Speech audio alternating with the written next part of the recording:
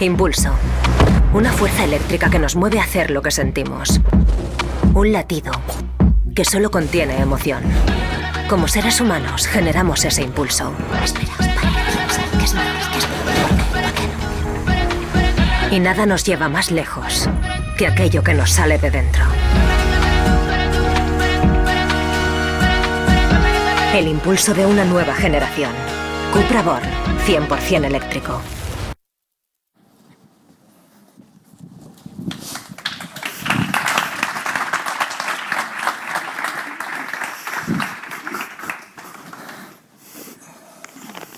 Buenas tardes. Las consecuencias del cambio climático están provocando ya diversos cambios a nivel industrial en todo el mundo y en los próximos años van a provocar muchísimos más.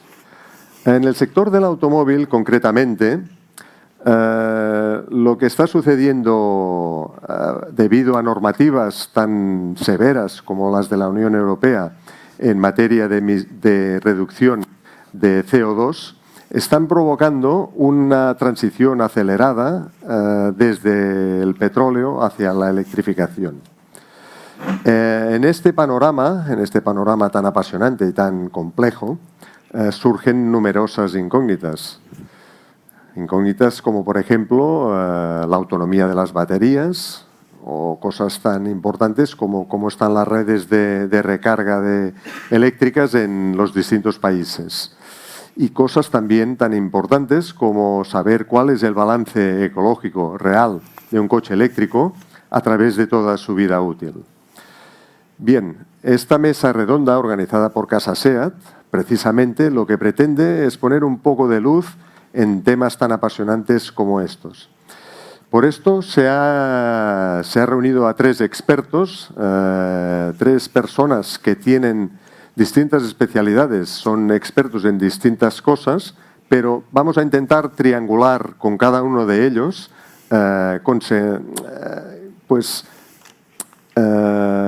conclusiones interesantes.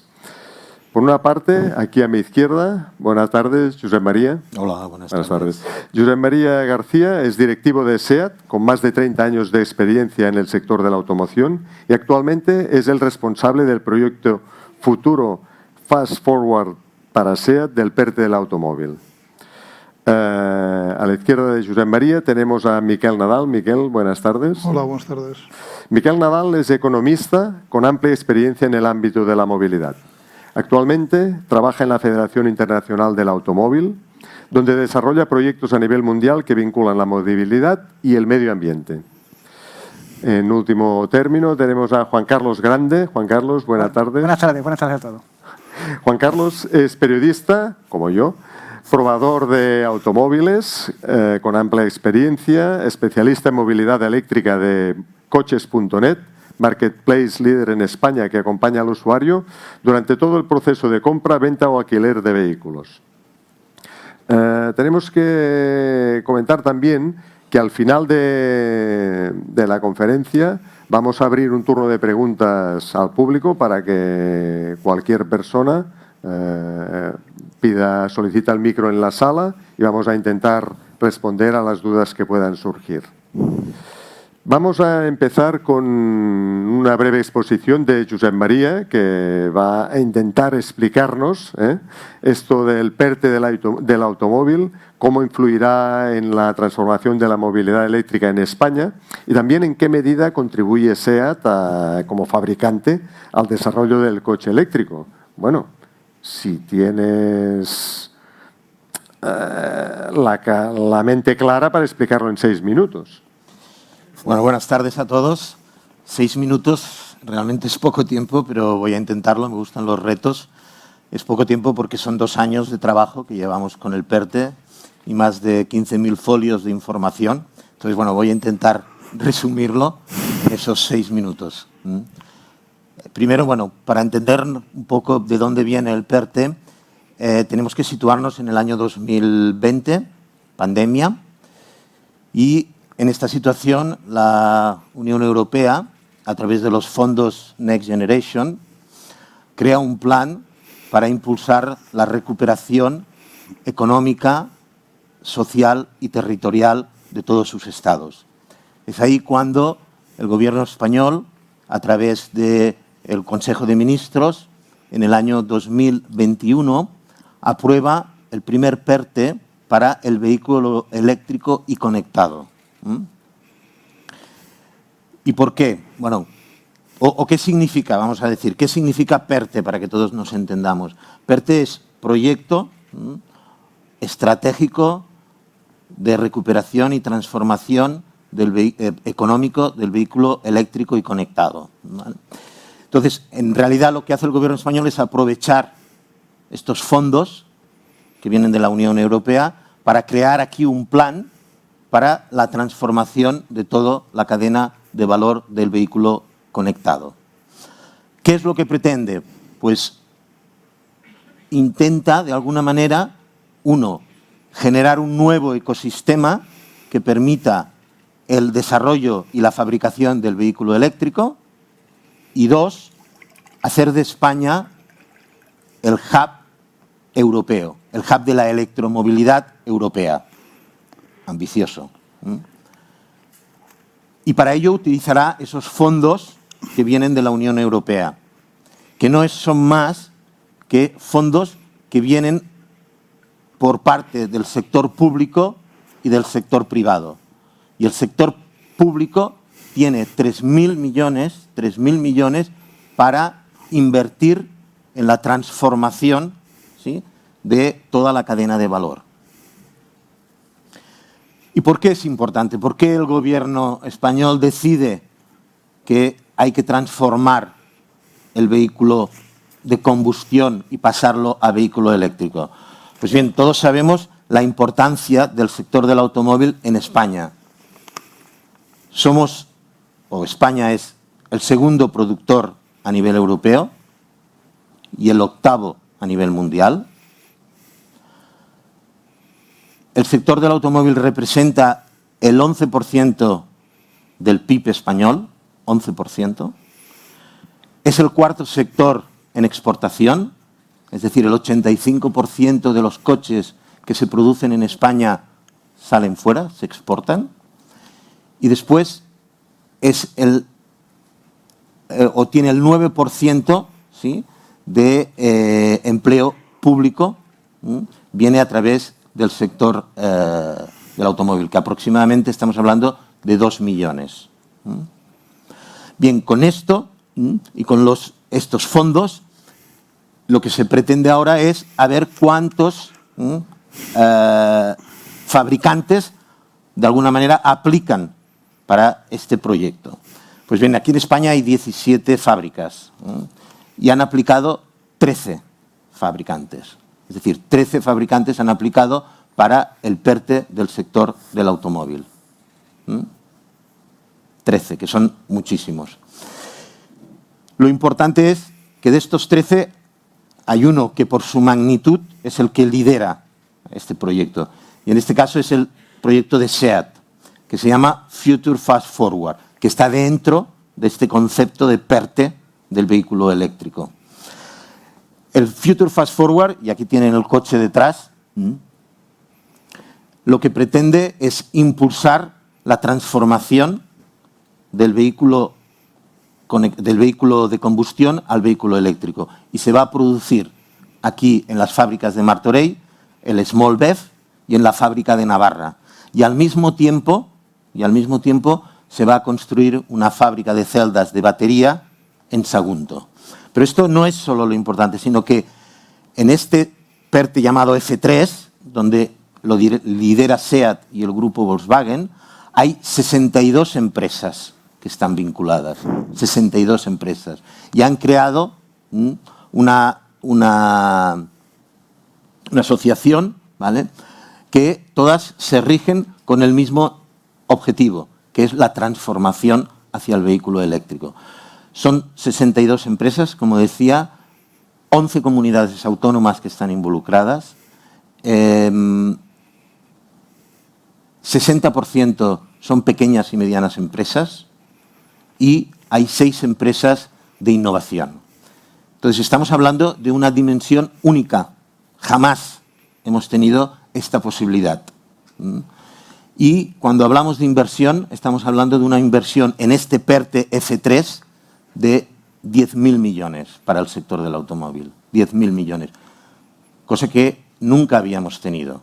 10.000 millones, de los cuales 7.000 los invierte el grupo Volkswagen y 3.000 el resto de compañías. Entonces estamos, sin duda, yo creo, en un proyecto de país único. Jamás en la historia del sector del automóvil habíamos tenido esta oportunidad.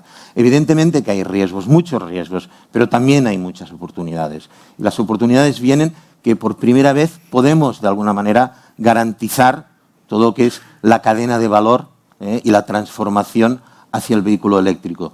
Dos, tenemos que ser capaces también de garantizar todos los acuerdos que ha hecho España con la Unión Europea sobre medioambientales, de llegar a la neutralidad climática en el 2050. No sé si conocen que a partir del año 2050 no puede o no podrá circular ningún vehículo de combustión. Entonces, esto es una oportunidad para hacer esta transformación. Tiene que ser otra oportunidad también para mejorar la competitividad de nuestras empresas, sobre todo versus los mercados internacionales. Además, tenemos también, y vemos que es una oportunidad para implicar nuevas empresas en el desarrollo del vehículo eléctrico. O sea, no solo lo que es la cadena de valor lineal, sino que también hay la posibilidad de nuevas empresas que entren a nivel transversal, ya sea empresas de inteligencia artificial, ya sea empresas de conectividad, empresas de formación, empresas para el coche autónomo, etc. Y también es una posibilidad, yo creo única también, para ampliar, ¿vale?, la autonomía de nuestra industria. Hoy en día dependemos demasiado de empresas que están fuera de aquí y lo estamos viendo como estamos sufriendo con los chips. Yo creo que el PERTE nos tiene que dar esa posibilidad, ¿no?, de ampliar la autonomía de ciertas empresas para que se establezcan aquí en España. Bien, con todo esto, yo creo que de alguna manera tenemos un reto y tenemos que conseguirlo.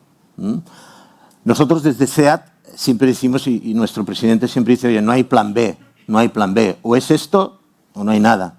Y tenemos que lograrlo. Y si hace 70 años SEAT fue capaz de poner España en ruedas, ahora SEAT tiene que ser capaz también de electrificar España y hacerla sostenible. Muchas gracias, Josep María. Creo que nos ha quedado muy claro el peso específico que tiene el sector de la automoción en nuestro país y también la importancia del PERTE.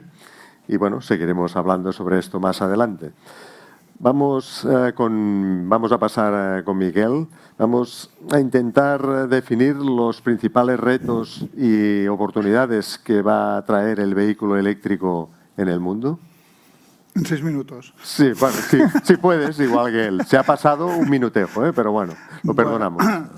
Bueno, yo la verdad esa pregunta es muy amplia, sí. Por lo tanto yo abordaré solo ciertas cuestiones, las que me deje en el tintero las podemos abordar después en las preguntas. Las que te parezcan más interesantes. Sea, ¿no?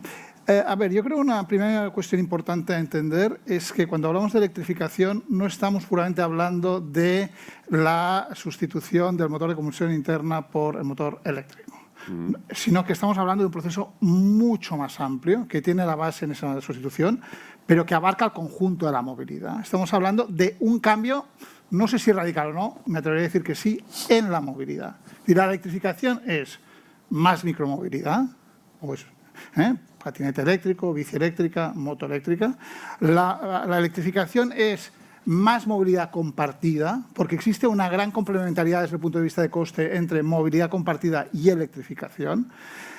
La suma de micromovilidad y movilidad compartida nos lleva a la cuestión de la multimodalidad, de lo que se llama la Mobility as a Service. Por lo tanto, la electrificación también está detrás, de alguna forma, de la Mobility as a Service. Y, por supuesto, la electrificación está detrás de la transformación del transporte público. Y aquí tenemos a gente que sabe mucho de eso, ¿no? El bus eléctrico pues es un cambio muy sustancial en la movilidad pública, ¿no? Por lo tanto, la electrificación es un concepto muy amplio. Punto 1. Punto 2, la electrificación debemos entender que surge de una necesidad, lo has dicho tú al principio, la necesidad de reducir emisiones. Por lo tanto, este es un proceso cuyo driver no es una moda entre los consumidores o no es la genialidad del señor Elon Musk. El driver de la electrificación es la regulación. Es decir, es la necesidad de reducir las emisiones y, ante ello, los gobiernos que se ponen las pilas y ponen unas regulaciones que obligan a todo el mundo. Por lo tanto, la electrificación pasará sí o sí y tenemos que hacer de esa necesidad virtud.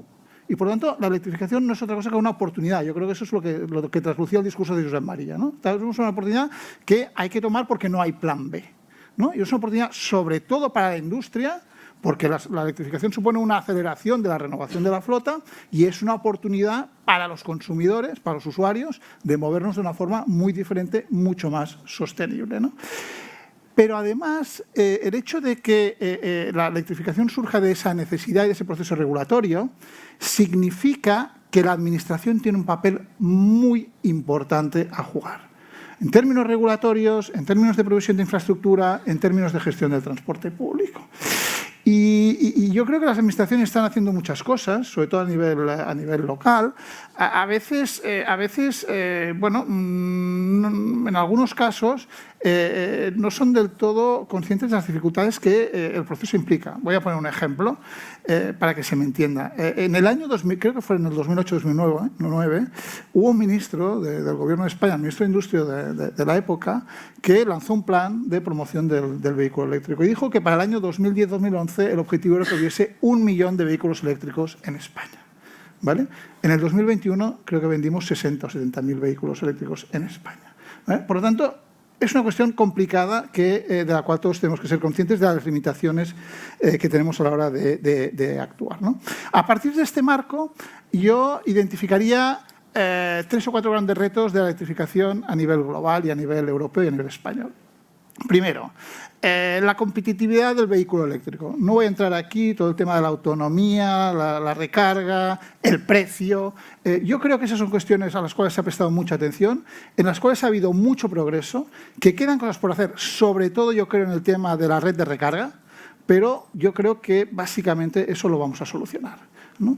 Yo creo que hay un segundo gran reto, un segundo gran problema, que es más un problema no tanto de competitividad como de equidad. La electrificación a nivel global llegará a todas las regiones, a todos los continentes. Estamos viendo que China está haciendo grandes progresos, que Europa está haciendo grandes progresos en términos de aumento de la cuota de mercado del vehículo eléctrico, en Estados Unidos, sobre todo en California también, pero ¿qué pasa en África? ¿Qué pasa en América Latina? ¿Qué pasa en el sudeste asiático? Que son los países emergentes donde la demanda de coches va a aumentar más o se prevé que aumente más en el futuro, ¿no? Y ahí hay dos visiones. Una, la optimista, que dice, bueno, tenemos la gran oportunidad de que con el vehículo eléctrico pase lo mismo que ha pasado con el smartphone. O sea, con el smartphone lo que ha pasado es que esas poblaciones han pasado de no tener teléfono a tener un smartphone, ¿no? Pues con el vehículo eléctrico puede suceder que pasen de no tener vehículo a tener un vehículo eléctrico. Complicado. La electrificación es un tema caro, es un tema mucho más complejo que el tema de los smartphones, ¿no? Con el agravante que existe un riesgo grande, si no se gestiona bien, de que la renovación de la flota que tenga lugar en los países desarrollados, en los países ricos, la acabemos exportando, los vehículos antiguos los acabemos exportando a África, América Latina o al sudeste asiático. Este es un tema muy importante que puede retrasar la electrificación en esos países, que puede crear muchos problemas y que hay que gestionar. Estamos con programas en eso, pero hay que hacer mucho más, ¿no? Bajo a nivel europeo. Yo creo que a nivel europeo hay un tema fundamental a abordar, que es la fiscalidad. La fiscalidad de la movilidad en Europa ha pivotado alrededor de la fiscalidad del automóvil. El automóvil ha sido la gran muñidera de los gobiernos, ¿no? El impuesto especial sobre hidrocarburos, el IVA sobre hidrocarburos, el IVA sobre vehículos, el impuesto de matriculación, el impuesto de circulación. En España, por todos esos conceptos, el gobierno recauda aproximadamente unos 20-25 millones de euros al año. Una parte muy importante de esa recaudación se va a perder. Habrá que introducir cambios. Habrá que introducir cambios no ya en la tributación del automóvil, habrá que introducir cambios en la tributación, en la fiscalidad del conjunto de la movilidad, incluido el tema del uso de infraestructuras, ¿no? Me parece que este es un tema importante. Y acabo con una visión un poco española, y aquí me voy a centrar un poco en lo que decía Josep María, que me ha parecido interesantísimo, y felicidades por lo que has mostrado, porque la verdad es que se ve muy bien, ¿no? España, como decía Josep María, en los últimos 40 años ha sido y continúa siendo una gran potencia automovilística. Y yo creo que el gran reto que tenemos es saber si somos capaces de mantener esa competitividad e incluso de aumentar nuestro papel en el sector de la automoción. Y ahí yo, con toda franqueza, creo que hay claroscuros. Los claros son los que apuntaba Josep María. Yo creo que hay un compromiso importante de los fabricantes que están en España por hacer esa transición, que el PERTE, sin duda, es un paso adelante muy importante. El PERTE es un punto de partida. Habrá que ver cómo somos capaces de gestionarlo, habrá que ver si el dinero llega, habrá que ejecutarlo. Eso es muy complicado, ¿no? Por lo tanto, ahí estamos en la parte buena. Yo creo que hay una parte más de dudas. Por un lado, bueno, hay fabricantes que se han ido y eso es preocupante, ¿no? Por otro lado, una cosa que mencionaba Josep María que me parece muy importante, que es que cuando hablamos de la industria, no solo hablamos de los grandes fabricantes, sino de de todas aquellas pequeñas o medianas empresas que están alrededor de eso. Y ese es un gran activo de España que hay que potenciar más. Creo incluso que en el tema, por ejemplo, de startups, vemos, habiendo desarrollos interesantes en España, en otros países, en Francia, en Alemania, en Holanda, en los países escandinavos, se ven más desarrollos en el tema de startups vinculados al tema de la movilidad, por lo tanto creo que es un tema a apoyar. Y acabo, y ese sí que es el último punto, con lo que creo es uno de los grandes talones de Aquiles del tema de electrificación en España, que es el riesgo de que la demanda siga de una forma un poco lenta. Y me explico. En el año 2021, la cuota de mercado del vehículo eléctrico en Europa en media ha sido un 20%. En Alemania el 26%, en Francia el 18%, en España estamos en el 8%. Si no hay demanda importante de vehículo eléctrico en España, será mucho más difícil que el desarrollo de la industria, que al final es lo que realmente nos interesa, siga. Y creo que ese es un tema, la conexión entre demanda y oferta, creo que es un tema que tenemos que seguir con cuidado, porque es un tema clave para el futuro del país. Y aquí lo dejo. Gracias. Muy bien, Miquel. Muchas gracias. Nos ha quedado claro que no hay plan B para la electromovilidad. Vamos al turno de Juan Carlos. Juan Carlos, a ver, ante el panorama actual, ¿qué le pasa por la cabeza a un usuario, a un cliente, a un conductor que esté planteando cambio de coche, que esté pensando en eléctrico? ¿Qué es lo que le pasa por la cabeza? Yo creo que ahora mismo muchas dudas por la cabeza, porque ahora mismo estamos viendo la situación de la industria, está quedando clara la explicación sobre hacia dónde vamos, cómo están las cosas, pero desde el punto de vista de un cliente la cosa se hace un poco más complicada, porque tiene que centrarse en sus necesidades. Y ahora mismo las cosas parecen bifurcarse por muchos caminos, hay mucha incertidumbre. Yo recuerdo cuando empezamos a probar coches y a divulgar todo esto, la gente nos preguntaba, oye, ¿me compro un diésel? ¿Me compro un gasolina? Ahora la mayoría de los clientes están pensando, ¿me compro un diésel todavía? ¿Me compro un gasolina o un híbrido ligero o un híbrido enchufable o un híbrido convencional o un híbrido eléctrico autorrecargable, que no sabemos muy bien qué es eso? Afortunadamente, las personas que están planteándose la compra de un coche eléctrico, creo que en general están un poco más informadas, también en una posición económica distinta. Y creo que lo bueno en su caso es que lo tienen todo un poco más claro, saben más lo que quieren, o por lo menos saben lo que no quieren. Saben que no quieren ni diésel, ni gasolina, ni híbridos, ni historias. No quieren combustible y quieren un coche que puedan cargar, porque lo pueden cargar y usar. Pero claro, a partir de aquí, una cosa es saber lo bueno que tiene o las características básicas de un coche eléctrico, y otra, ser consciente de que tienes que dar un salto de fe cuando te planteas la compra de un eléctrico, porque aparte de conocer las ventajas, que tienen sus ventajas, tienes que ser consciente y aceptar todos sus inconvenientes o sus complicaciones y estar dispuesto a asumir esa situación. Por eso digo que implica un salto de fe. De todas formas, está claro que, como digo, hay ventajas e inconvenientes, y voy a tirar de chuleta porque mi memoria es terrible, así que voy a tirar de chuleta. El coche eléctrico, bueno, hay cosas que todos sabemos, sobre todo el que ha probado un coche eléctrico conoce un poquito la experiencia de conducción, que al principio es sorprendente. Uno piensa, un coche eléctrico no anda, esto no va, esto es un carrito de golf.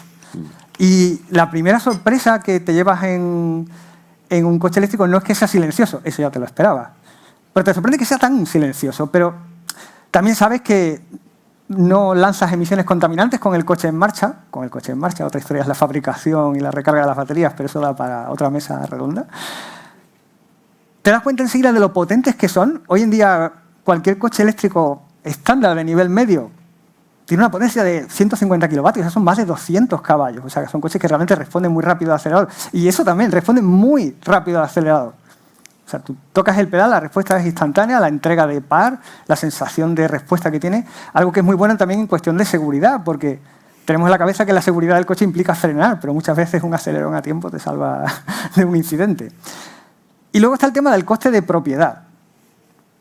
A priori un coche eléctrico tiene como ventaja un mantenimiento más sencillo porque su mecánica es más sencilla. No tenemos un motor de combustión con tantas piezas en movimiento y tantos líquidos y tantas complicaciones. No tenemos una transmisión tradicional, no hay una caja de cambios manual ni una caja de cambios automática, salvo en modelos muy sofisticados. Todo eso hace que al final tengamos un dispositivo electrónico con ruedas que precisa de un mantenimiento menos frecuente y, sobre todo, a priori, menos costoso. Luego está, también relacionado con el coste de propiedad, está el coste de la recarga de la batería. Si recargas la batería en casa, quien pueda, porque no todo el mundo puede, es una ventaja porque efectivamente a priori el coste de esa recarga es mucho más asequible que el de llenar el depósito de un coche de gasolina. Y luego hay otras ventajas como las que proveen las distintas administraciones. Tenemos el plan MOVES, que puede abaratar el coste de un precio de un vehículo que no es barato. Está la etiqueta cero, que te permite, por un lado, evitar el impuesto de matriculación, el impuesto de vehículos de tracción mecánica, IVTM. Te permite acceder al centro de las ciudades, en las zonas de bajas emisiones, puedes aparcar a priori en zona azul gratuitamente y también tienes exenciones en autopistas. Todo eso son ventajas. Son las cosas que llevan a una persona a plantearse la compra de un coche eléctrico y yo lo entiendo perfectamente. Pero toda la vida tiene sus contrapartidas, están los inconvenientes. El primero, la barrera fundamental, es el precio de compra, que es la gran barrera de entrada. Porque aunque hay grandes ayudas, también hablamos de grandes precios y los precios no tienen pinta de ir a bajar próximamente. Corto o medio plazo no tiene pinta de que el coche eléctrico vaya a bajar.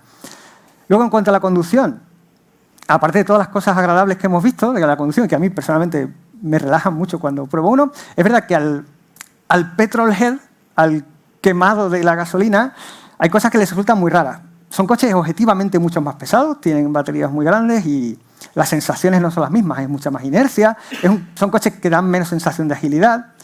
Y aunque tienen mucha potencia, para el verdadero amante del automóvil tradicional son vehículos a los que se le puede sacar que no tienen alma, en el sentido de que sí, corre mucho, acelera mucho, pero aquí no suena nada, no se mueve nada, no dan sensación de vida a estos coches. Pero eso es discutible, eso es debatible. Hay cuestiones que son objetivas y que sí son inconvenientes. Uno clarísimo del que siempre se ha hablado, la autonomía, la angustia de la autonomía. Yo recuerdo cuando empezamos a probar coches eléctricos, hacíamos la sesión de fotos o el vídeo o lo que sea y, por favor, espero poder llegar a mi casa. Porque que esto está muy bien, pero que nos ha pasado, de quedarnos tirados en la carretera y te vienen los Mossos y en plan, no, verá usted, pero hay que tenerlo en cuenta. Ya. Bueno, en fin. Ahora, afortunadamente, cualquier coche eléctrico de gama media te promete, hablo de un coche, no un pequeño utilitario de ciudad, sino un coche de categoría media, te promete 300 kilómetros de autonomía, 400, 500, 600, que en la realidad pueden ser, pongamos, 250, 350 kilómetros, pero oye, salvas el día de hoy, el de mañana y posiblemente el de pasado. O sea, eso es un problema que sí es verdad que está decreciendo. Pero la batería se acaba por terminar y hay que cargarla en algún momento. Cargarla en casa, como decía antes, es una gran solución. Como te venden en los anuncios, puedes cargarlo perfectamente en el garaje de tu casa. Claro, eso implica que tienes garaje y casa. Claro, yo vivo en un zulo de 50 metros cuadrados en un barrio. La mayoría de la gente, las 3/4 partes de la población aparcan su coche en la calle.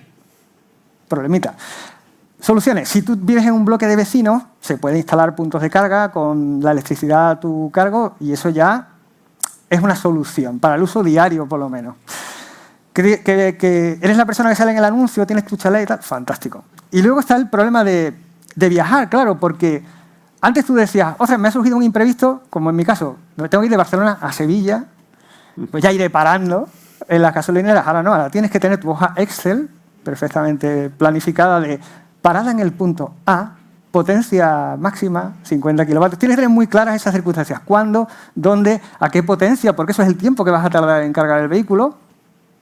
Cosa de la que están encantados los señores de la cafetería de al lado, porque vas a tener más tiempo para tomarte el café con los churros y tal. Pero quieres que no es tiempo. Al final, Y que no te pase lo que nos ha pasado a nosotros, que es llegar al punto de carga muy bien instalado y tal, pero que no funciona, llamar al servicio técnico, reiniciar el router. Bueno, es un problema.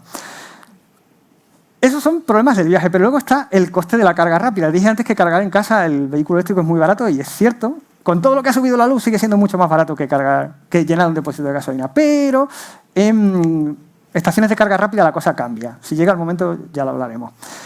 Y luego está, si uno piensa ser propietario de un vehículo eléctrico a largo plazo, nos pasa lo mismo que cuando tú te compras un teléfono móvil pensando a largo plazo. Vale, me voy a gastar 1.200 euros en un iPhone porque me va a durar 5 años. Sí, pero cuando el móvil tiene 2 años, ya empiezas a notar que, uy, ya no me llega la batería hasta por la noche. Al tercer año, uy, ya por la tarde tengo que cargar. Al final, las baterías de los coches eléctricos también son, en la mayoría de casos, rellenos de litio, el funcionamiento es el mismo y a partir de los 2-3 años de antigüedad, esto es un problema a tener en cuenta. Cada vez vas a llegar menos lejos con tu coche eléctrico. Y eso es un factor negativo para el precio de reventa de un coche eléctrico, porque aquí más que una explicación, yo os pregunto a cualquiera de vosotros, ¿quién se compraría hoy un automóvil eléctrico de segunda mano con 5 o 6 años de antigüedad? Para moverse por el barrio, bien, pero por eso digo que tienen muchísimas ventajas que no voy a negar. Yo no soy un detractor de los eléctricos para nada, de hecho, los que conduzco me encantan, pero, ojo, hay que tener en cuenta todo eso. Y considerando todo esto, ya me acabó. Quien se lanza a comprar al final un eléctrico puede pensar que lo hace por salvar el planeta a cuestiones medioambientales, que eso tiene su parte de razón. Puedes hacerlo por las sensaciones de conducción tan particulares que tienen. Puedes hacerlo porque estás a la última en tecnología. Puedes hacerlo por muchas razones. Pero al final, al menos a día de hoy, cuando tú te compras un eléctrico lo haces porque puedes realmente. Y cuando te lo puedes permitir es mucho más fácil al final dar ese salto de fe hacia el coche eléctrico. Muy bien, Juan Carlos. Nos ha quedado clarísimo que el cliente va a nadar en un mar de dudas, clarísimamente. Bueno, para eso estamos en coches.net, momentos de publicidad, para intentar guiar al usuario.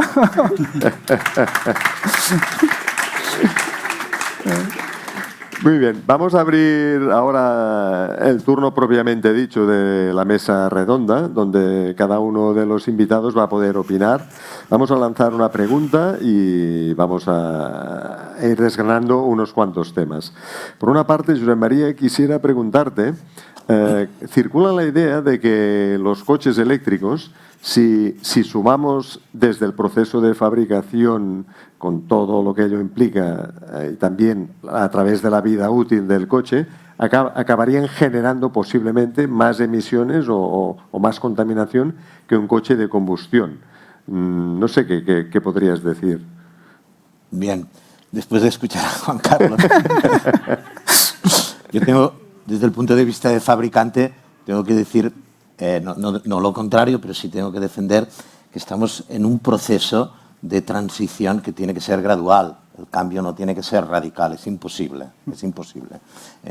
Y por esto están las ayudas, para hacer esa transformación hacia el vehículo eléctrico. Respecto a tu pregunta, hay que tener dos factores en cuenta. Primero es el vehículo eléctrico en sí. El vehículo eléctrico en sí, que es lo que llamamos del tanque a la rueda, es tank to wheel, el consumo o las emisiones son cero. Eso está claro. Un coche eléctrico no tiene tubo de escape. Por tanto, emisión cero. Cosa que un coche de combustión, sí. Ahora bien, para ser más transparentes, ¿no? Decir, oye, ¿qué pasa desde lo que llaman wheel to tank? Es decir, desde el pozo hasta el tanque del vehículo. Bueno, dependerá de dónde saquemos la energía. Dependerá de dónde saquemos la energía. Si hoy en día hacemos caso a la Unión Europea, que nos dice que el 40% de la energía tiene que provenir de energías renovables, el coche eléctrico desde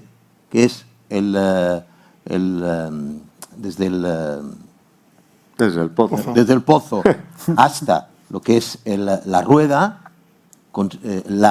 el consumo de emisión es mucho más bajo que el coche de combustión, mucho más bajo. Están hablando de una quinta parte respecto al de gasolina y una tercera parte respecto a lo que emite el coche de gasol. Ahora bien, luego nos queda la parte de qué pasa cuando el coche finaliza ¿Y qué hacemos con las baterías? Bueno, ahí se está trabajando con el reciclaje del propio vehículo, con el reciclaje para darle una segunda vida a la batería.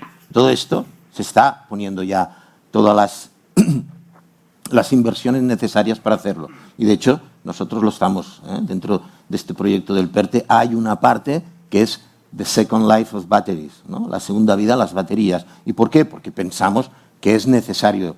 Y cada vez con los años se va a ir mejorando todo esto, seguro. Ahora, hoy, a pesar, si contamos desde lo que es el pozo hasta las ruedas, el consumo o la emisión de CO2 es mucho más baja en un coche eléctrico y puede mejorar aún mucho más.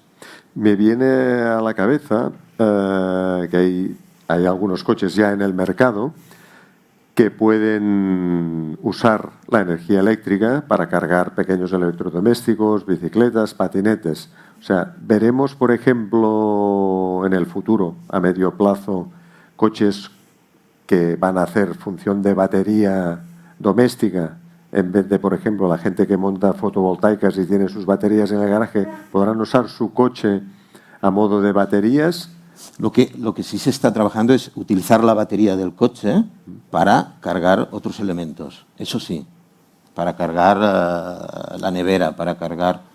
Esto es la segunda vida, digamos, de las baterías. Y es verdad que hoy en día las baterías tienen un peso enorme, ¿no? Pero se están reduciendo. Se está trabajando. Es lo que decía, hay que crear el ecosistema. El ecosistema no existe, hay que hacerlo. Y hay que hacerlo entre todos. Si queremos luchar contra el cambio climático y queremos ir a favor y emisiones cero, hay que hacer este cambio. Y no hay vuelta atrás, hay que hacerlo. Entonces, ¿que tiene un coste? Sí que tiene un coste. ¿Que los coches hoy en día hay barreras de entradas, como puede ser que no tenemos puntos de recarga? Es verdad, no lo hay. Pero en Noruega sí los tienen. Y aquí no. Bueno, pues habrá que lucharlo. Y ahora tenemos la posibilidad de hacerlo. ¿Que el coche es caro? Bueno, pues seguramente el sector público deberá dar planes de ayuda y hay que intentar democratizar más el coche, hay que intentar que sea más accesible, pero estamos en ello. Este coche que tenemos aquí, no, este no, pero el anterior, la idea es que tenga un precio alrededor entre 20.000 y 25.000 euros. Pero hay que democratizarlo, necesitamos tiempo. Entonces sí que es verdad que hoy uno de los grandes barreras que existen es el tema de la recarga y el precio, entre otras cosas. Pero desde el punto de vista fabricante también encontramos otras barreras y hemos de pensar, por ejemplo, qué hacemos con el parque automovilístico que tenemos aquí, que es lo que decía Miquel, ¿no? ¿Qué hacemos con esto? El parque automovilístico en España en estos momentos son 34 millones de coches. 34 millones de coches de combustión. ¿Y qué hacemos con ellos? Hay que plantearse esto también. Entonces, no va a ser un cambio radical de hoy a mañana, todos serán eléctricos. No, hay que hacer esta transformación. Y tiene que ser una transformación gradual. Y vamos a sufrir que las economías del norte de Europa nos van a enviar los coches a España. Porque cuando ellos hagan la transformación, que van más rápidos que nosotros, los coches de ellos tendrán 8 años, los de combustión. Y los nuestros, el parque nuestro, si no recuerdo mal, tiene 13 años y medio de antigüedad. Y la media en Europa me parece que está en 11 y medio. Pero en Noruega, en Alemania, son 8. Y esos coches, cuando cambien a eléctrico, ¿qué hago con ellos? Pues los voy a enviar a España o a Italia. Y si no hay un plan que me incentive la compra del coche eléctrico, me iré hacia el de combustión a lo mejor, si me sale más barato. Bueno, todas estas cosas son las que tenemos que ir trabajando. Y de ahí las ayudas. Gracias a las ayudas lo vamos a hacer. Queda claro, puntualicemos que los 13 años de antigüedad es de promedio, ¿eh? De promedio. Sí, por eso. O sea, que es importante el dato porque eso significa que hay muchísimos de 20 o más. Está clarísimo. Miquel, hay también como ciertos rumores sobre la seguridad de los coches eléctricos. ¿Es realmente la misma que los coches de combustión o hay alguna diferencia? A ver, yo diría que, uno, obviamente todos los vehículos eléctricos, todos los coches eléctricos cumplen con la normativa de seguridad que se exige, ¿no? Por lo tanto, los mínimos los tienen. Otra cosa es si van más allá de esos mínimos, que ya son muy importantes, ¿no? Y ahí, hombre, yo me remitiría, hay un programa que seguramente mucha gente conoce, es el de las estrellas. El programa se llama Euro NCAP, New Car Assessment Program, ¿no? Que evalúa a los coches nuevos desde el punto de vista de la seguridad, ¿no? Y les pone estrellas. Y eso, en el caso de los vehículos eléctricos, los coches eléctricos se hace desde el año 2016, se hacen test de seguridad, test de choque de vehículos eléctricos. ¿Son los mismos test que un coche de combustión? Sí, básicamente. Exactamente el mismo, ¿no? ¿Vale? Entonces, los resultados, que yo creo que han evaluado quizá desde el año 2016, pues 60, 70 modelos, quizá no tanto, 50, pero están evaluando a razonable últimamente de 20, 25 modelos al año. Es que la mayoría de modelos son 4 y 5 estrellas. El Cupra Born creo que vi que tenía 5, como el Tesla, ¿no? La mayoría tienen 4. Y sí, hay alguna excepción de 1 a 2 estrellas o incluso de 0, que es un poco, yo creo, la excepción que hace cumplir la regla, ¿no? Pero la respuesta a tu pregunta, sí. Yo creo que el vehículo eléctrico es un coche seguro, como el que más. Muy bien. Juan Carlos, vamos otra vez al usuario, que yo creo que estará interesado en saber cuánto consume un coche eléctrico y si se traduce en euros, diríamos, si es más ventajoso que uno de gasolina o no, ¿cuánto le puede costar cada 100 kilómetros un coche eléctrico?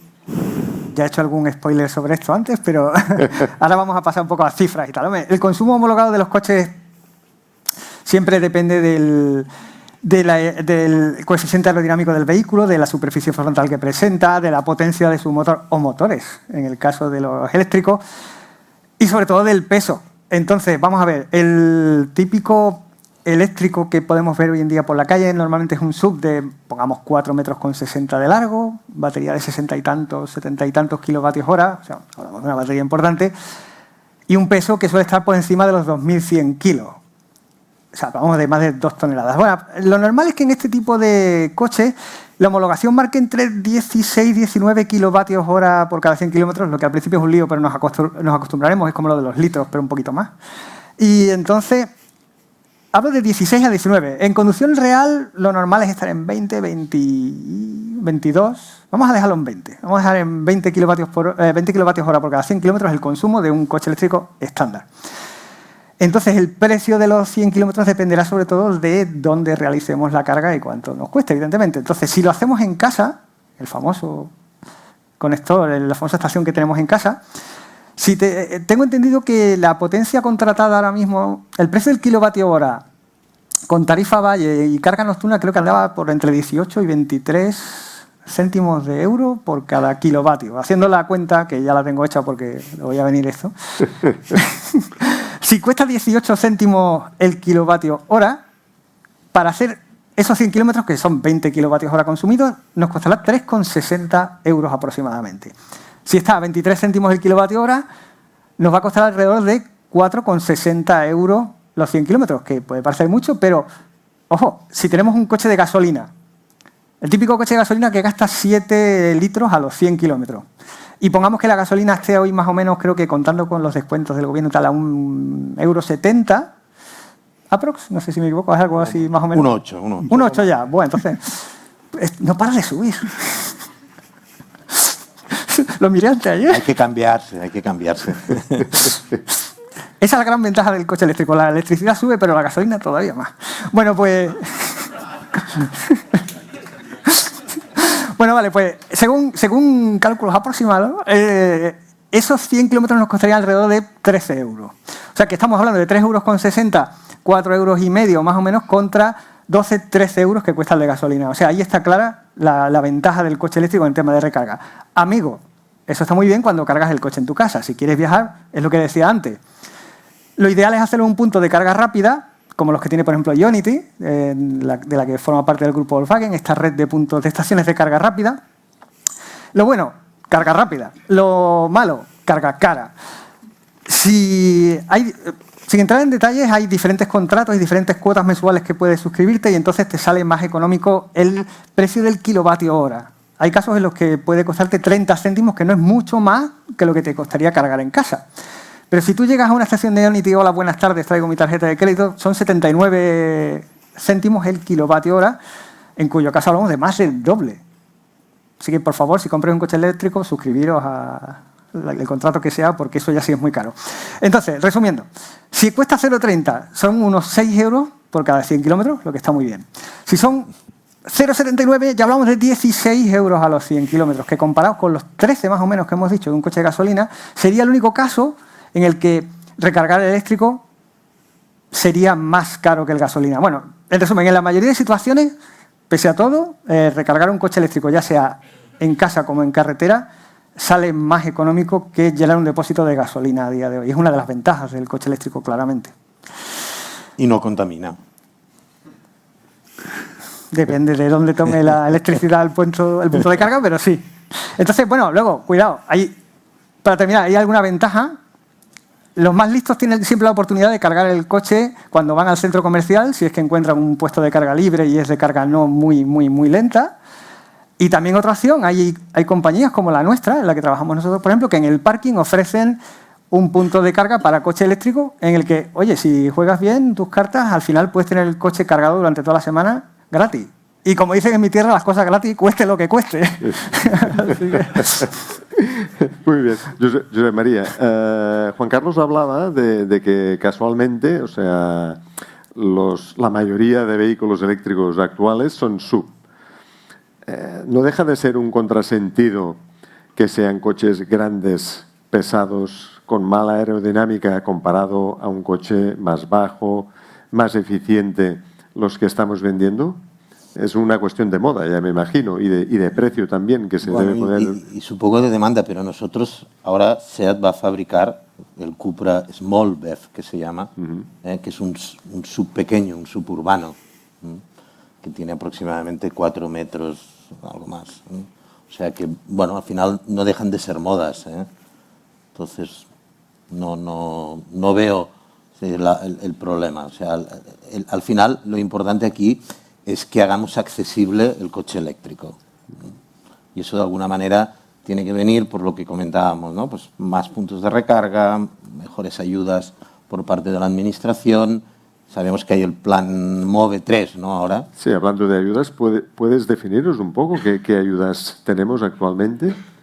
Bien, el MOVE 3 es un plan de estímulo a la demanda del vehículo eléctrico, y lo que hace es, de alguna manera, te da una ayuda cuando dejas un coche de combustión, creo que más de 8 años, te da una ayuda de 4.500 euros. Siempre y cuando, si no recuerdo mal, tenga más de 90 kilómetros de autonomía. Para aquellos que tienen menos de 90, entre 30 y 90 de autonomía, lo que te da son 2.500. Luego, si haces el scrapping, das tu coche para chatarra, te añaden 2.500 euros más. Que parece que está muy bien, porque al final te llevas 7.000 euros, pero si lo miras, nadie lleva un coche a chatarra hoy, nadie lo hace, normalmente, porque te pagan más si lo vendes de segunda mano, ahora, tal como está la situación. Y luego que si lo comparas con Europa, en Alemania están dando 9.000 euros el gobierno. 6.000 el Estado y 3.000 los productores. Entonces, está bien, son ayudas que está bien, pero no son suficientes. A pesar que luego, bueno, si tienes un vehículo eléctrico tienes otras ventajas, el carril BAU, no pagas los peajes, la zona azul o verde, pero no es suficiente si queremos hacer esta transformación y un poco rápida, ¿no? Muy bien. Miquel, ¿tenemos un horizonte más o menos aproximado de cuándo podríamos tener en España una red de carga para coches eléctricos más o menos que nos permita movernos sin angustia? A ver, para empezar, la red de recarga no es pequeña. Es decir, estamos hablando, si los datos que contejamos últimamente, creo que hay como unos 10.000 puestos de recarga en España públicos. ¿vale? ¿Qué pasa? Que 10.000 parecen mucho, pero no son tantos. Y las estimaciones que existen dicen que para el 2030 necesitaríamos unos 300.000 públicos. Multiplicar por 30 lo que tenemos ahora. Es decir, un crecimiento anual muy grande. Eso en cuanto a público. Después está todo el tema privado. Claro, aquí lo que no sabemos muy bien es cuando exista un número importante de vehículos eléctricos, qué régimen de carga va a hacer la gente, dónde va a cargar, en el público, en casa, en el trabajo. Eso no está claro, ¿no? Las estimaciones que existen en países nórdicos es que el 70% de las cargas se hacen en sitios privados, o en casa o en el trabajo, no en el público. Seguramente en España, por lo que comentaba Juan Carlos, como en casa mucha gente no tiene, no es que no tenga casa, sino es que lo que no tiene es cargador en el garaje o no tiene garaje, pues seguramente tiene que recurrir más al público, ¿no? Por lo tanto, lo que está claro es que hay una necesidad, hay un déficit importante en cuanto a puestos de carga, que se está aumentando de forma muy significativa, que una parte importante de los fondos europeos también va a servir para eso, lo cual es importante, y por lo tanto yo no tengo ni idea de cuándo vamos a tener esa red que tú dices, pero yo creo que sí que progresivamente vamos a ver cómo la red de carga va acompasando con el número de vehículos eléctricos que van circulando por el país. Muy bien.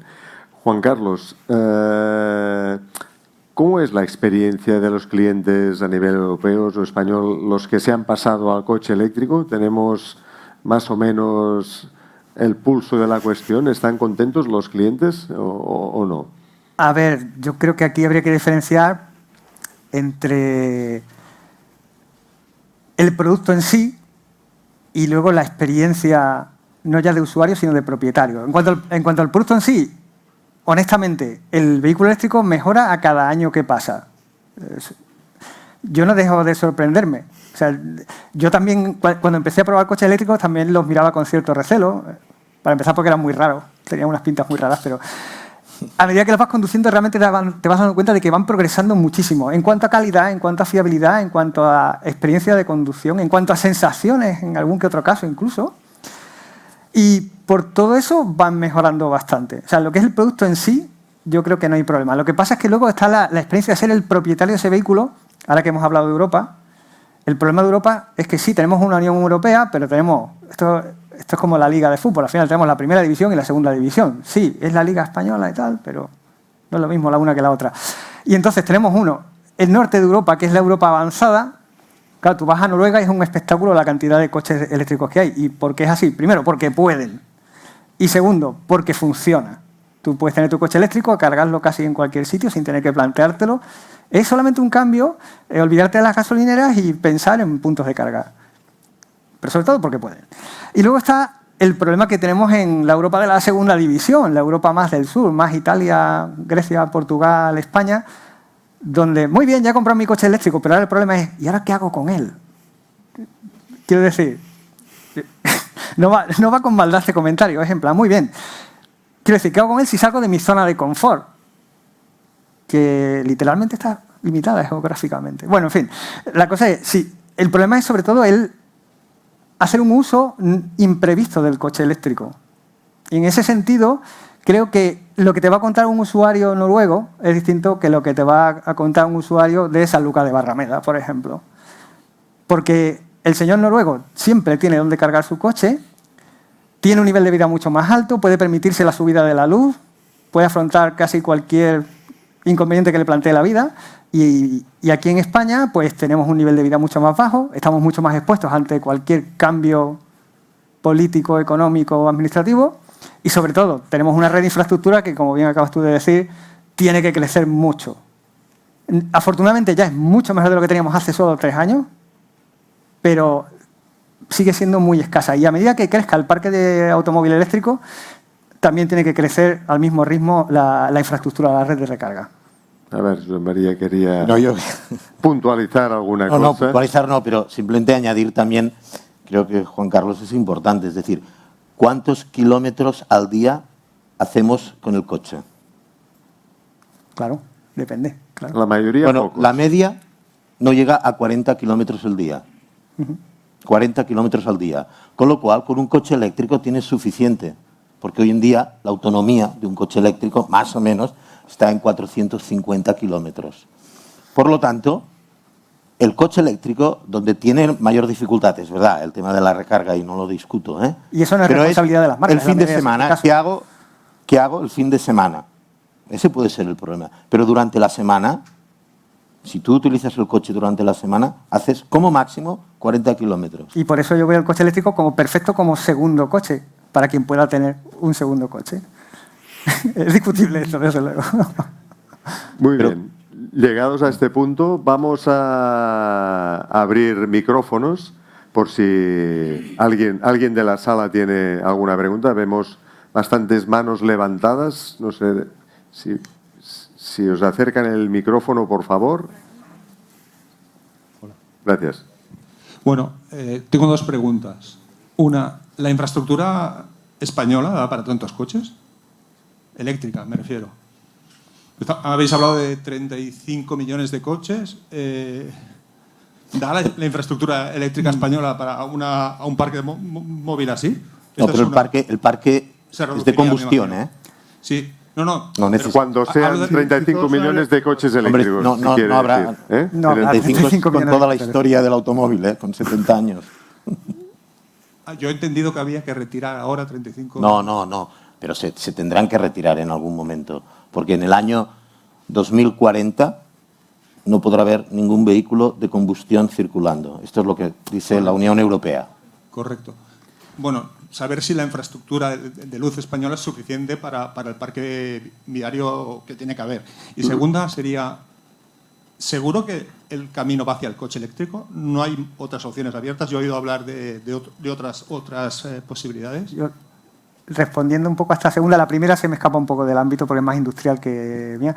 Es verdad que yo la percepción que tengo es que el futuro sí va hacia el coche eléctrico, pero no necesariamente hacia el coche eléctrico con batería de iones de litio. Entonces, nuevamente, tampoco soy científico, no soy químico, no soy ingeniero, pero hay otras soluciones que están en desarrollo y que yo creo que serán, aquí, bueno, esta pregunta no es solo para mí, pero creo que serán más la solución definitiva. Yo veo las baterías de iones de litio como una solución temporal de puente hacia una tecnología superior que tendrá que llegar en algún momento, que tendrá que ser eficaz, eficiente, asequible y menos contaminante a priori también, por la forma de conseguir los recursos, porque sean recursos menos escasos. Pero yo lo veo como una solución temporal para ganar tiempo durante estos próximos 10, 15, 20 años. Esa es mi perspectiva como pseudo-usuario, no sé, desde la industria. No, yo creo que, puedo unir a lo que dice Juan Carlos, es decir, yo creo que tenemos que ver el proceso de electrificación y de innovación tecnológica como proceso dinámico, ¿no? Y aquí es un proceso dinámico que está muy marcado, insisto, por lo que impone la regulación europea. Es decir, la Unión Europea impone a los fabricantes unos promedios de consumo o de emisiones de CO2 de los vehículos que venden, no que producen, que venden. ¿Vale? Y esos límites están marcados de aquí al 2030 y es una curva descendente bestial. Entonces, lo que ahora sabemos es que para alcanzar esos máximos de emisiones de CO2, el vehículo eléctrico es imprescindible y por eso los fabricantes están no ya aumentando las prestaciones de vehículos eléctricos, están aumentando la oferta de vehículos eléctricos. Es decir, la gama disponible para el consumidor ha aumentado de una forma brutal y creo que eso es muy importante y va a aumentar todavía más en los próximos años. Que en este proceso van a surgir otras innovaciones tecnológicas, ya sea de la propia batería o ya sea otras, ¿no? Seguro que va a pasar. ¿Por qué? Porque el proceso es dinámico y es cada vez más exigente. ¿Cuáles van a ser? No lo sabemos. ¿Que a corto plazo será la batería de litio? Seguro, ¿no? Sí, porque ahora se habla de la batería de estado sólido, el futuro del hidrógeno, que podría ser una solución que parece que para el transporte pesado es quizás la mejor solución. Para el transporte pesado se está haciendo, sí. Pero tiene que llegar a algo que sea lo que dé la solución para ganar otros 50 años más, porque... Bueno, yo creo que será la mejora de las propias baterías, por ahí va. Igual es el camino, igual es la optimización de lo que hay. Y de hecho todas las fabricantes están apostando por baterías eléctricas. Todos. De hecho es verdad que no hay más que fijarse en el tema de la autonomía que hemos comentado antes, que hace 4 o 5 años los primeros eléctricos daba miedo quedarse en medio de la carretera, y ahora hablamos de autonomías teóricas que efectivamente 500, están en ya. 300, 400, 500, 600 o más. Y si no tienen más es porque no cabe la batería en el coche. O sea que... No, pero cada vez se está trabajando en baterías En la más densidad pequeñas, energética, sí. disminuirlas, menos pesadas, etc. Muy bien. Siguiente pregunta, por favor. Hola, mira, una pregunta para José María. Nos has hablado del PERTE, de que habéis hecho 15.000 folios de estudios y tal. ¿En qué fase estamos ya? ¿Ya están llegando el dinero? ¿Se están desarrollando cosas? ¿Y hay industrias trabajando en ello? O sea, aparte de tanto estudio, ¿hay algo allá? ¿Ha llegado algo? Sí. Bien, el PERTE se aplicó, el PERTE del vehículo eléctrico, las regulaciones las marca la Administración, ¿no? Y entonces se aplicó, si no recuerdo mal, en mayo se hizo la aplicación. Quiere decir que se subió todos los proyectos, se mandaron al Ministerio para que los analizara.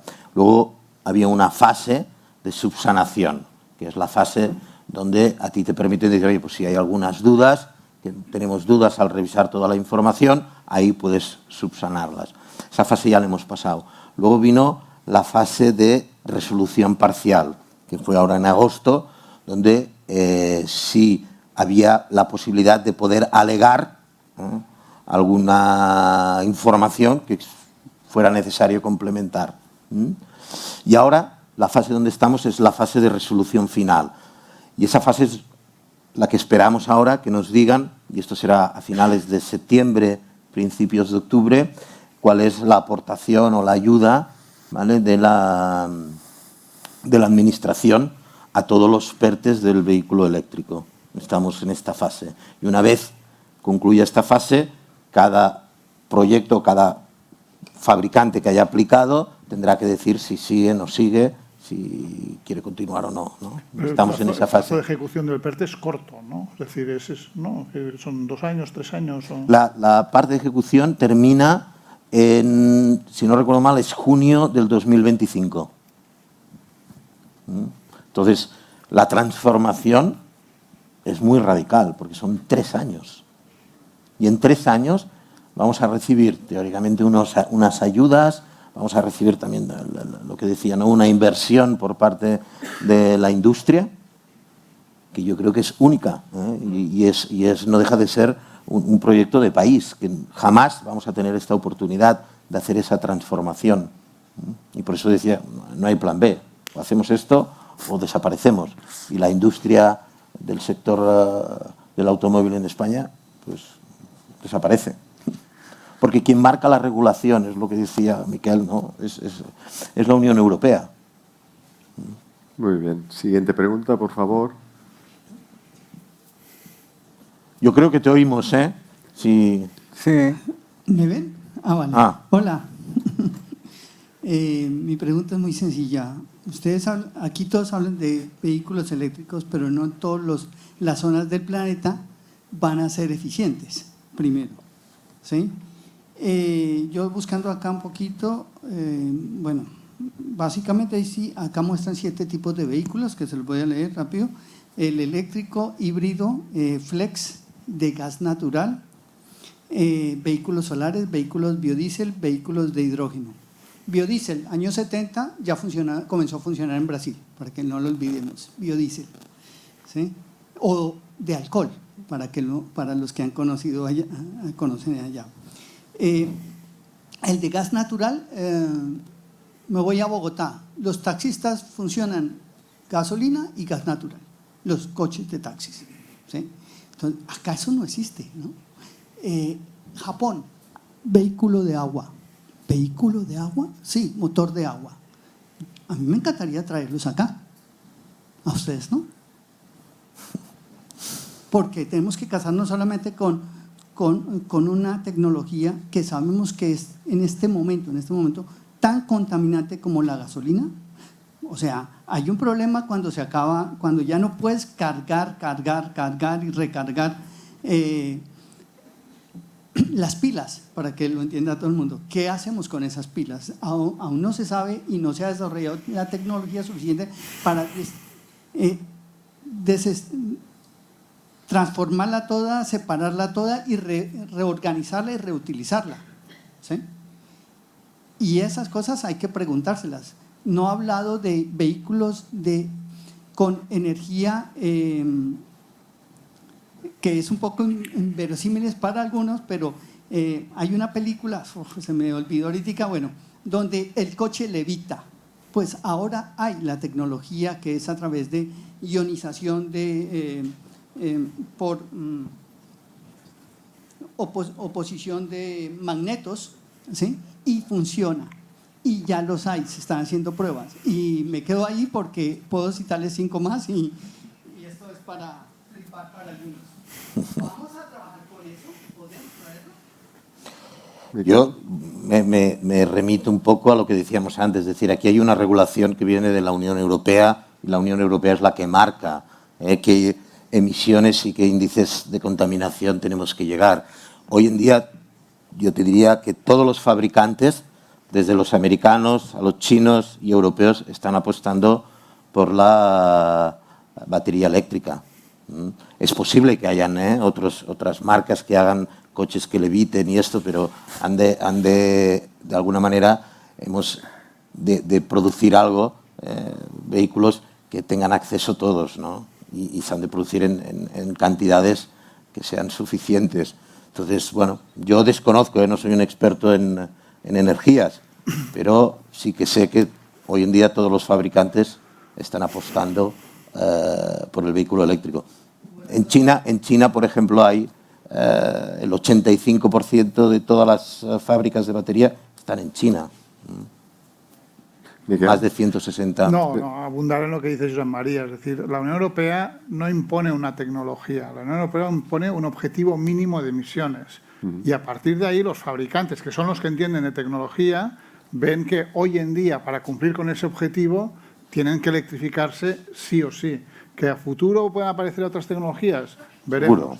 Que todas esas que se han dicho, gas natural, etcétera, son tecnologías que existen, pero que desde el punto de vista de balance energético y de emisiones no cumplen con esos requisitos, también es así. Es decir, yo creo que debe quedar claro el mensaje de que la electrificación no es la panacea, la electrificación es un gran reto porque implica muchas cosas, ¿no? Infraestructura, vehículos, reciclaje, etcétera, etcétera, que hacemos con las flotas existentes, etcétera. Pero hoy en día la electrificación es la gran opción que tenemos para conseguir los objetivos que nos hemos planteado y por lo tanto es la vía a seguir. Que en ese camino encontraremos otras opciones, probablemente, pero hoy es esa.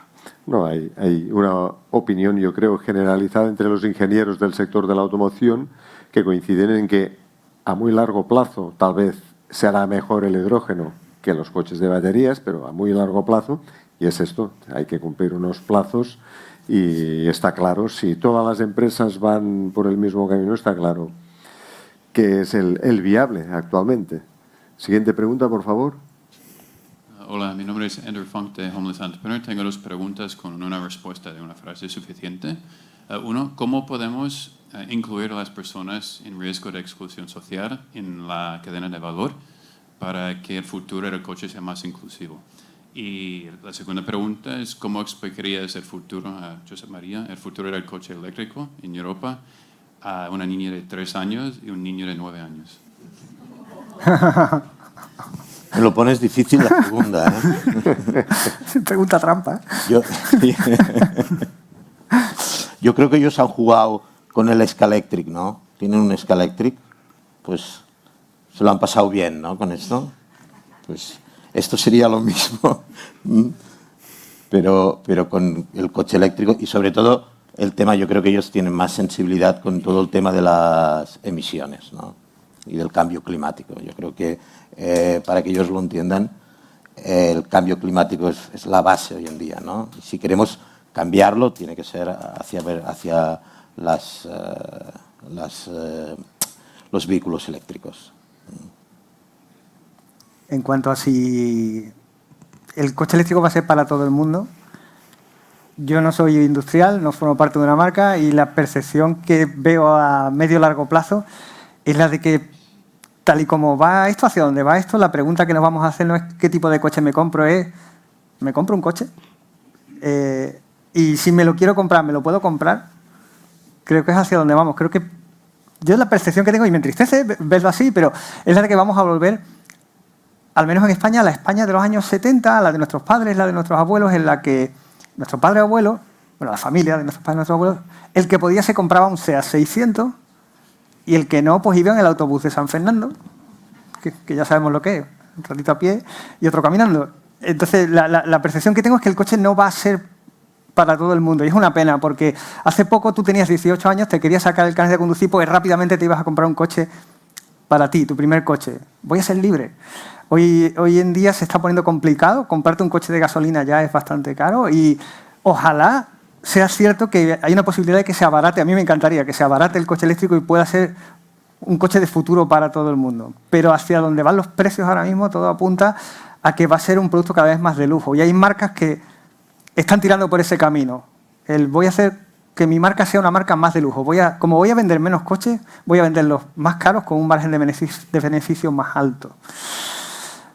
Ojalá me equivoque, de verdad, me quiero equivocar. Lo que pasa, Juan Carlos, yo creo que estamos actualmente ya en un mundo donde hay varias fórmulas de ir en coche, ¿eh? Antiguamente la gente se compraba el coche, hoy en día hay fórmulas distintas donde la gente puede usar un coche sin comprarlo. Yo creo que no, evidentemente me refería están avanzando muy rápidamente. A la compra de un coche, claro. Sí, hoy en día la mejor solución creo que es un renting.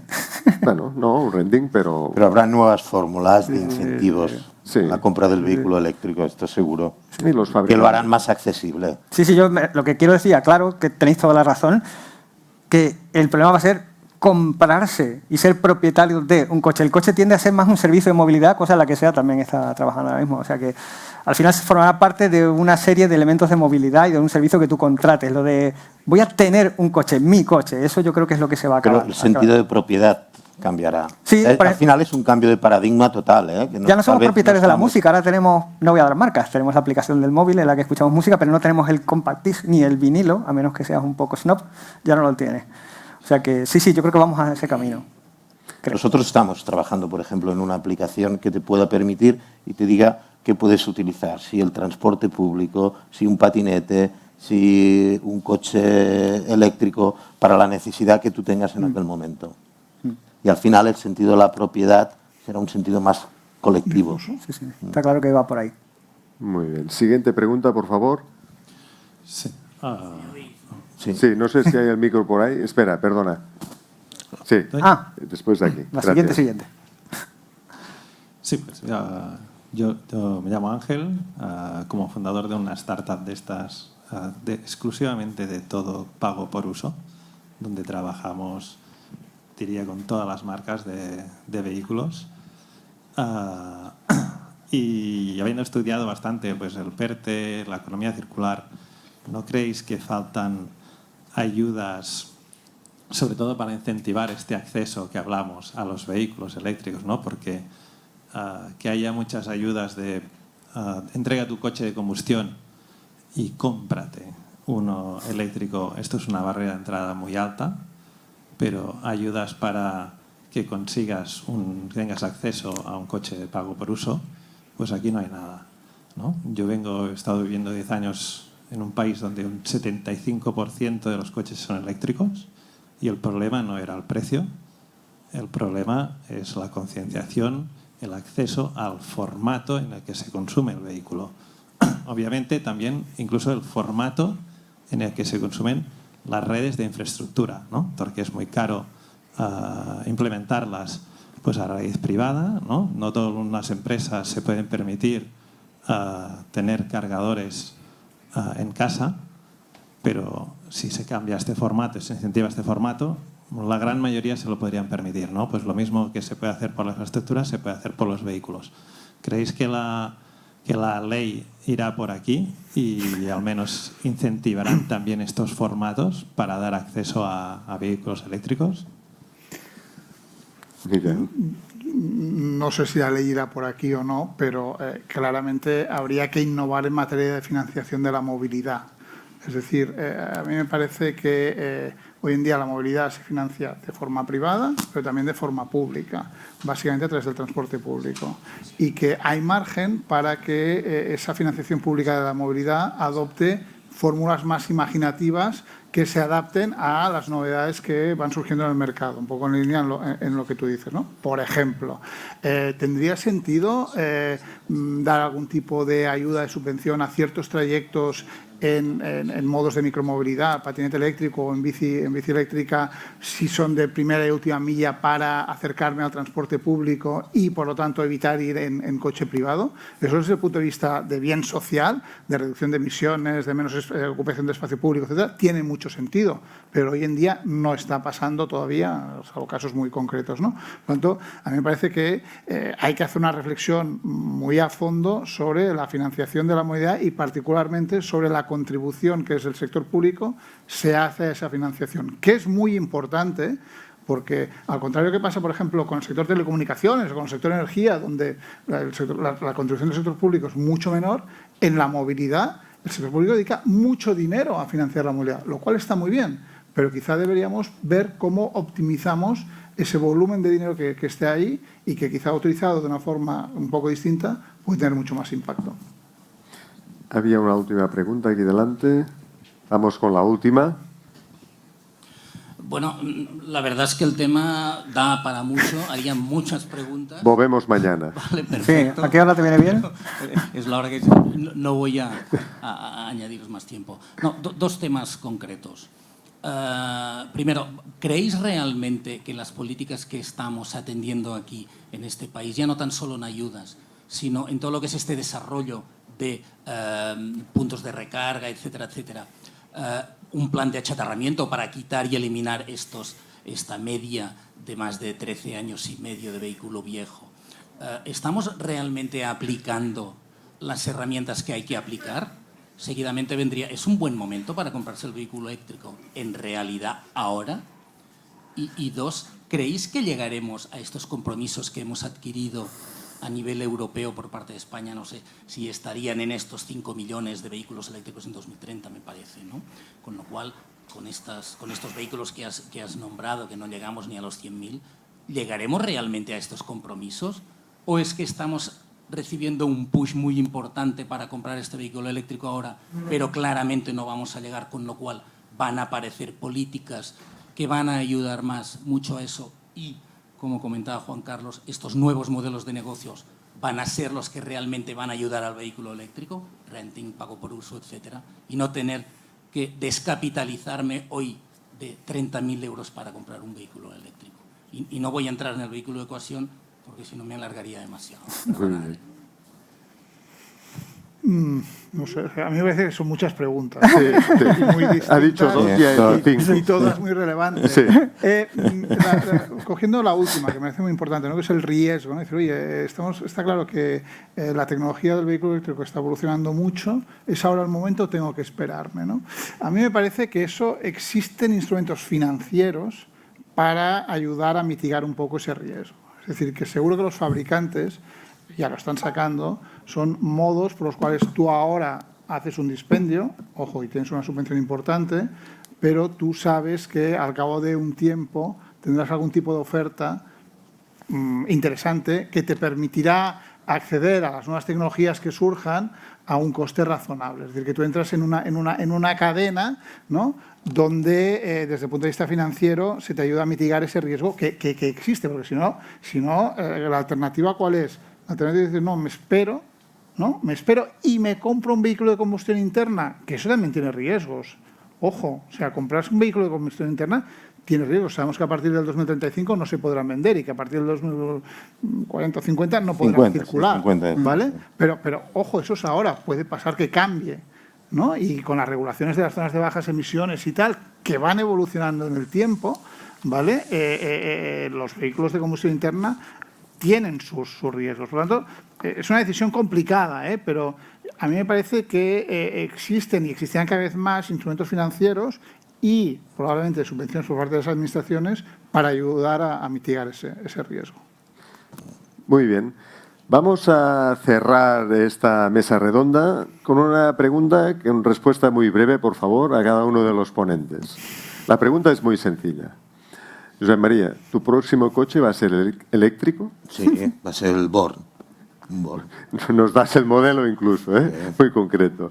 Miquel, ¿va a ser eléctrico tu próximo Yo no coche o es trabajo en eléctrico SEAT el y de no ahora? sé si tendré acceso a las ventajas que tiene Josep María, pero yo creo que sí. Añado una cosa, que en los próximos 3 años no preveo comprarme un nuevo coche, lo cual seguramente hace que mi respuesta sea más fácil. Muy bien. Y Juan Carlos, tú, aparte de los que te dejen probar, cuando te quieras comprar o quieras usar un coche, ¿va a ser eléctrico? El siguiente no lo sé, pero el siguiente Seguro. tiene toda la pinta de que va a serlo. ¿Cuánto te duran los coches? A mí, tanto como puedo estirarlo. Menos de 13 años, espero. Yo no me gusta destacar, me gusta estar en la media más o menos. 13 está bien. Muy bien. Muchas gracias a todos por venir a asistir a esta mesa redonda. Y si alguien quiere ver mejor lo que se ha expuesto hoy, puede volver a ver el vídeo en el canal de YouTube de SEAT España. Gracias.